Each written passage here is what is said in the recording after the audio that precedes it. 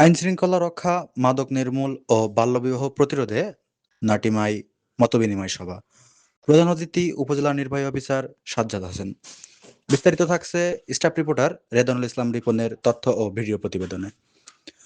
ঝিনাইদহের মহেশপুর উপজেলার নাটিমা ইউনিয়নে সামাজিক নানা অসঙ্গতি ও অপরাধ দূরীকরণে এক গুরুত্বপূর্ণ মতবিনিময় সভা অনুষ্ঠিত হয়েছে। সভায় মাদক, বাল্যবিবাহ প্রতিরোধ এবং এলাকার সার্বিক আইনশৃঙ্খলা পরিস্থিতি বজায় রাখার বিষয়ে বিশদ আলোচনা করা হয়।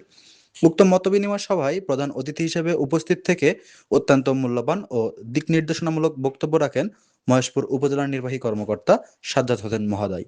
তিনি তার বক্তব্যে বলেন, একটি আদর্শ ও অপরাধমুক্ত সমাজ গঠনে মাদক এবং বাল্যবিবাহের মতো সামাজিক ব্যাধিগুলোকে শিকড়সহ উপড়ে ফেলতে হবে।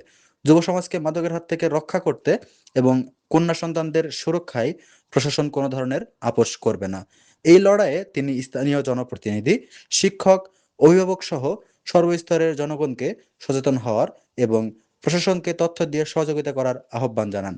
একটি সুন্দর, নিরাপদ ও মাদকমুক্ত মহেশপুর গড়তে আসুন আমরা সবাই যার যার অবস্থান থেকে এগিয়ে আসি। নিউজ ডেস্ক, দৈনিক ইনসাফের চোখ।